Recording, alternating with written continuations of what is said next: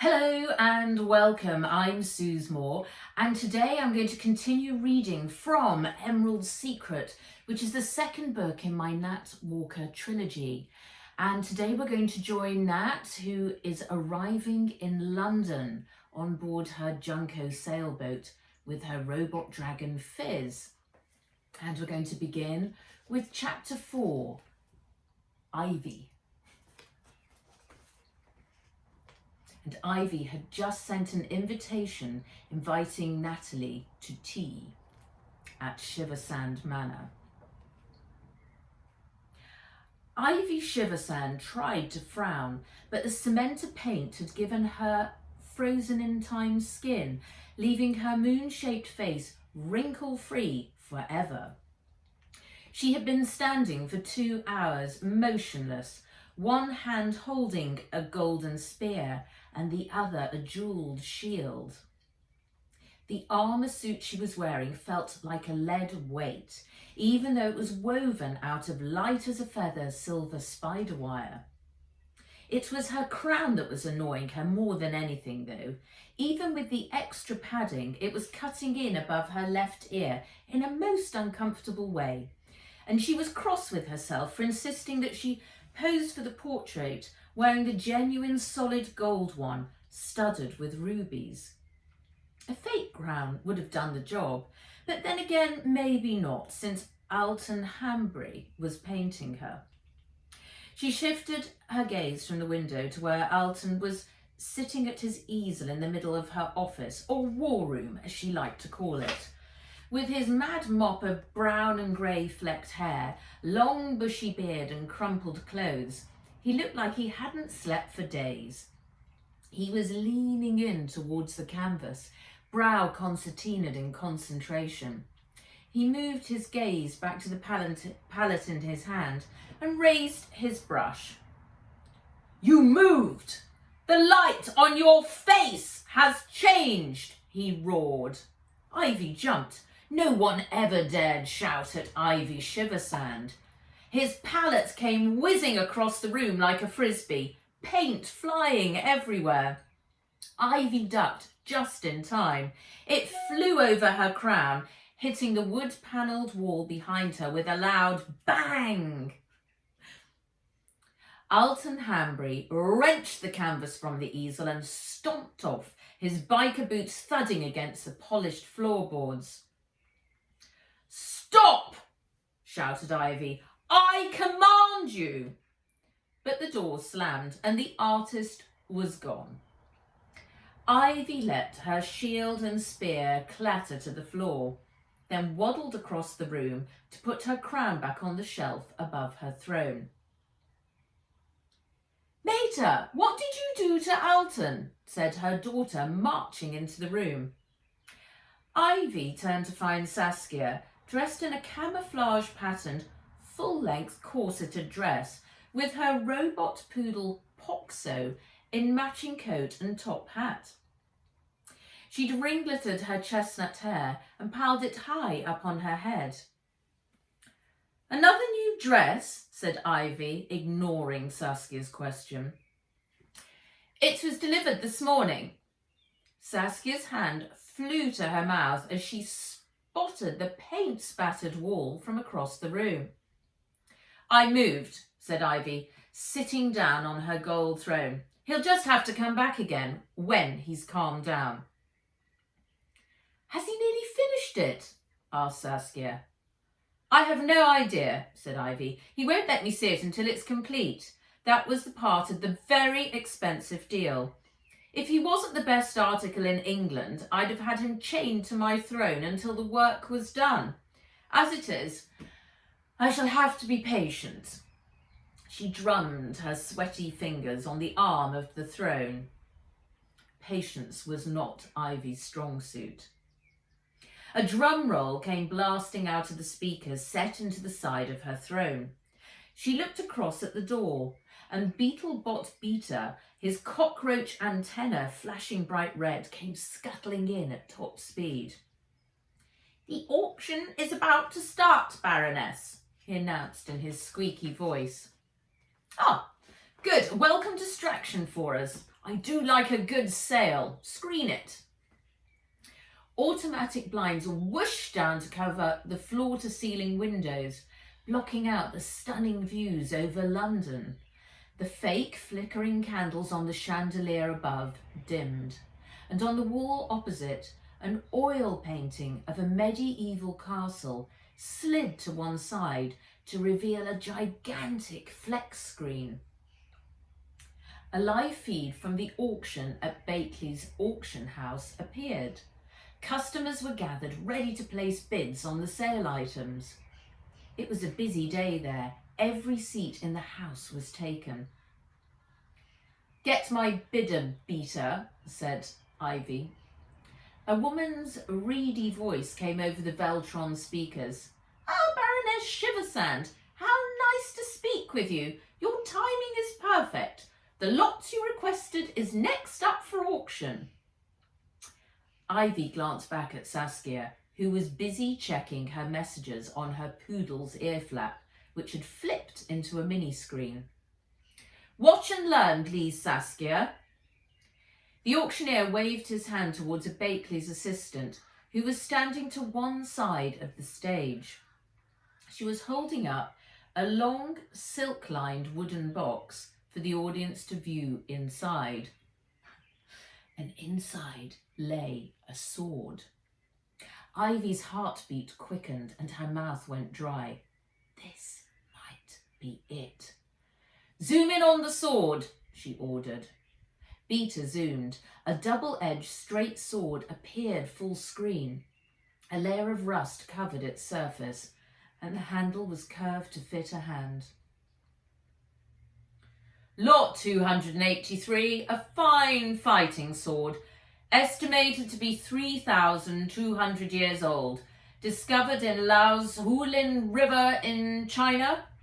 Let's start bidding at £50,000, shall we?" As an initial flurry of bids got underway, Ivy let out a sigh. 1 million, came a nasal-sounding voice over the loudspeakers. It was followed by a collective gasp from the audience. Ivy's arms gripped her throne. "Whose bid was that?" Beta's beetle eyes darted from one side to the other side as he scanned the room from the Bakeley's live camera feed. It's another phone-in," said Ivy's bidder. 1 million, do I hear more? Said the auctioneer. Ivy snorted. "Bidder, get my bids out. Put whoever it is under pressure." "Yes, madam." The auctioneer's hand flew up to the nanodot earphone stuck in his right ear. "I have another phone bid in for 2 million. Do I hear 2,500,000? The auction room went quiet. The auctioneer cupped his hand over his ear, his eyes closed in concentration. "Good. 2,500,000. Oh, I have another bid for 4 million, he announced. The audience gasped. Ivy tried to force her cemented lips into a painful smile. "Good. Keep the pressure on the bidding," she said. The bids rocketed up. 6 million, said the auctioneer. Ivy felt sweat bead up at her neck and start to trickle down her back. Who would dare outbid Ivy Shiversand? "Madam, we are nearly at your upper limit of 7 million, said the bidder. 7,500,000. Do I hear a bid for 8 million? Said the auctioneer. "Madam," said the bidder. The image of the rusty sword played in her mind's eye. It could be the one, but if it wasn't, then it would be a very costly mistake. "Madam?" 8. "Make it 8, she said. Her throat was dry, parched. She had to spit out the words. 8 million pounds, ladies and gentlemen. Do I hear 8,500,000? 5, said the auctioneer. Silence fell across the auction room. Going. On! The auctioneer banged the gavel down hard on the desk. Applause broke out across the auction room, and Ivy clasped her hands together. Mater, that is an enormous sum, said Saskia. Ivy swung around. As well you know, Saskia, I always get what I want, no matter the cost. But what is it if it isn't the right sword? Ivy gritted her teeth. Then we will continue the search. Besides, the Walker girl is on her way. If we can't find it, I know she will. Beetlebot Alpha came through the door and scuttled up Ivy's armoured leg before leaping into her lap. He looked up at her with his beady eyes. Mission complete, he said. The invitation is delivered to Natalie Walker. Ivy would have smiled if she could have moved the muscles under her cemented face. To get Alton back fast. Now that the sword that would transform her into the true warrior queen of everlasting youth and power seemed within her grasp, she needed the portrait to be finished quickly. Then she'd have the portrait of before, and she'd ask Alton to paint her again after. Ooh, she purred inside at how magnificent, powerful and beautiful she would be then. A total makeover. Good work, Alpha. 2 irons in the fire. Another sword to test, and the Walker girl in our sights. Chapter 5. Boxbury. Nat was standing in her cabin, dressed in the Boxbury school uniform that had been waiting for her at their mooring in St. Catherine Docks. It was dark outside and she yawned. It had been a very long day. Cool, Wen, she said, wriggling into the corseted brown jacket. It was so tight she could barely draw breath. Looking down, she scowled at the crested Boxbury badge with a pig's head in its centre, hand-stitched to the top pocket. The high, frilled collar blouse felt stiff and scratchy. Worst of all was the full-length brown skirt like a heavy blanket. Fizz clacked his talons on the metal shelf above the mirror. He spread his wings. Their emerald green scales locked together to form a small, high-def, diamond-coated screen. Their colour faded as Wen's round face appeared, filling the screen. Ah, yeah! They can't seriously expect you to wear that uniform, said Wen. You look like Mary Poppins. You won't even be able to hop on your slider. Nat hobbled across to her bunk and picked up a lady's brown top hat with a fishnet veil. And this is what we're meant to wear when we're out in the city, she said, putting it on. Wen's hands flew to her mouth and she screamed. Nat wanted to cry. She ripped the hat off and hurled it back on the bunk before flopping down into a brown heap on the sheepskin rug. I wish you were here. It wouldn't be so bad if we were both going. I'm dreading tomorrow, she said. I'll be accompanying you and I will be wearing uniform too, said Fizz. Nat picked up a small grey box. She lifted the lid and held it up to the screen. Inside lay a tiny brown and gold striped tie. It's hardly the same.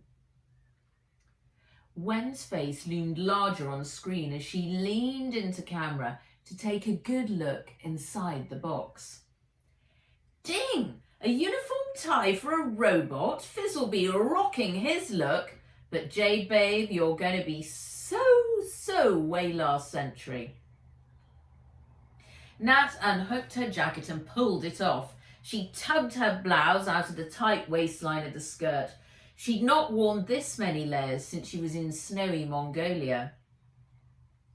London's weird. Jamuka's the only happy one because he fits right in. Wen snapped her fingers. Instantly, Robot Dreams, their favourite tune, started blasting through Fizz's Veltron speakers. Nat felt herself relax. On the screen, she watched Wen walk off camera, leaving a view of her very messy bedroom. It looked like she'd emptied her wardrobe onto the bed.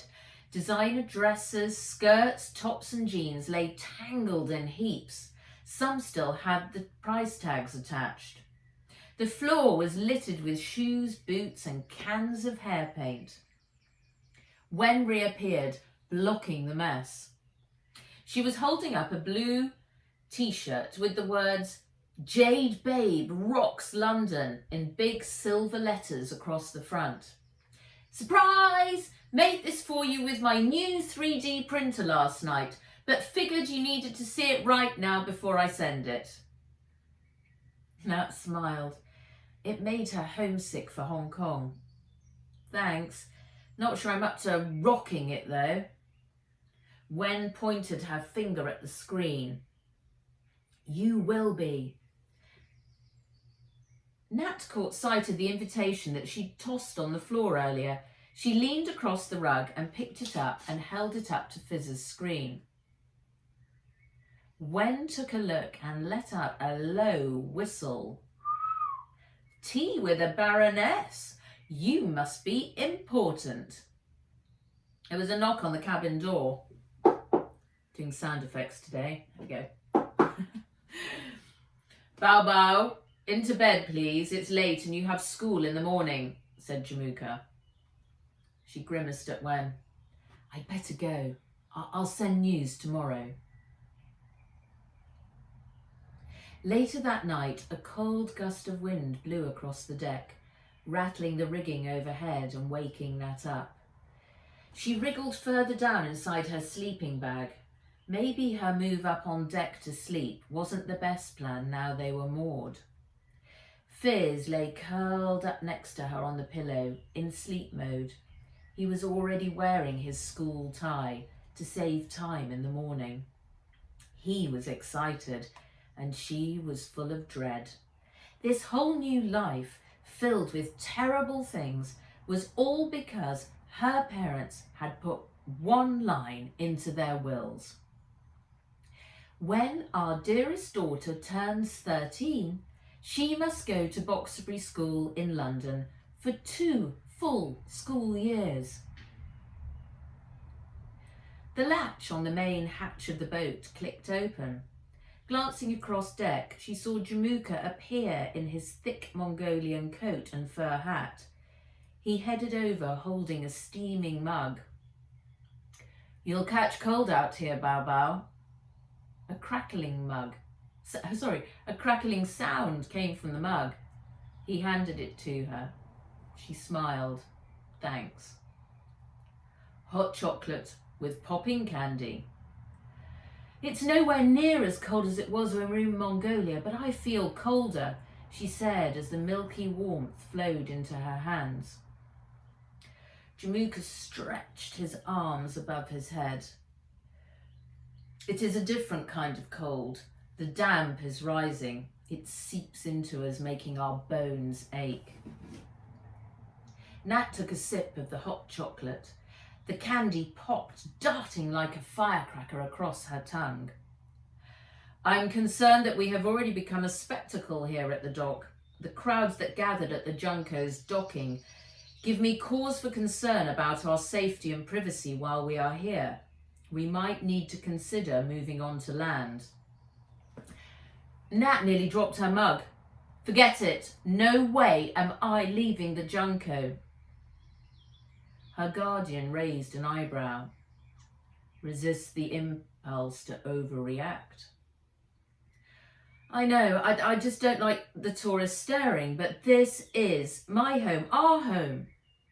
The thought of moving onto dry land was unthinkable. She could count on one hand the nights in her life not spent on the water. She couldn't sleep without the rocking motion of the waves. We could cloak the Junco, creating a stealth field. It is a tactic used in the classic movies of Star Wars, said Fizz. Jamuka looked up at the masts, then back down at the deck. He pursed his lips in calculation. Cloaking is a good plan, Fizz, he said. We could lower that flag, nano-mesh the hull and masts with a grey-toned film. That way, light will still come in through the portholes. Then it is only our shape which is showing, and not all the fancy paintwork and carvings. Nat patted Fizz on the head. She would buy him any weird English accent modifier that he wanted. He'd saved the day. Jamuka, do I really have to go to this tea on this invite tomorrow? Since Baroness Shiversand is on the board of the governors of Boxbury School, it is wise and prudent to go. I am sure she will be most gracious and welcoming. And that's the end of our reading today, the end of chapter 5. And tomorrow we will resume with chapter 6, Tiger Style. Thank you very much for joining me today for Nat's adventure, and I will hopefully see you tomorrow. Thank you so much. Bye-bye.